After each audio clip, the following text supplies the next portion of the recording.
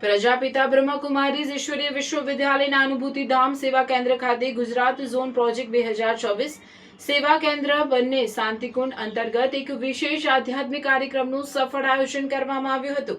આ સાયલેન્સ અનુભૂતિ ભઠ્ઠીમાં આસપાસના વિસ્તારમાંથી અંદાજે 150 જેટલા ભાઈ બહેનોએ ઉપસ્થિત રહીને રાજયોગ અને ગહન આંતરિક શાંતિનો દિવ્ય અનુભવ કર્યો હતો।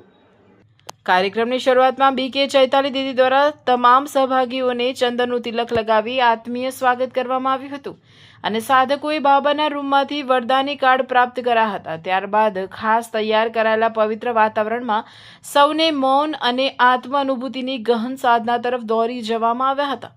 સમગ્ર કાર્યક્રમનું સંચાલન કરતા બીકે અમિતાબહેને ઉપસ્થિત સાધકોને વિવિધ રચનાત્મક યોગ પ્રયોગો, શક્તિશાળી મેડિટેશન, કોમેન્ટ્રી, ઓમ ધ્વનિ અને સંગીતમય યોગના માધ્યમથી આત્મિક શાંતિની અનુભૂતિ કરાવી હતી। આ પ્રસંગે બીકે પ્રભાદીદીએ ઈશ્વરીય મહાવાક્યોનું વાંચન અને આત્મચિંતન કરાવતા જણાવ્યું હતું કે વર્તમાન સમયમાં આંતરિક શાંતિ અને આધ્યાત્મિક સશક્તિકરણ અનિવાર્ય છે। કાર્યક્રમ દરમિયાન વિશ્વમાં શાંતિના વાઇબ્રેશન્સ ફેલાવવા માટે વિશેષ સાયલેન્સ વોક યોગ સત્ર પણ યોજાયું હતું।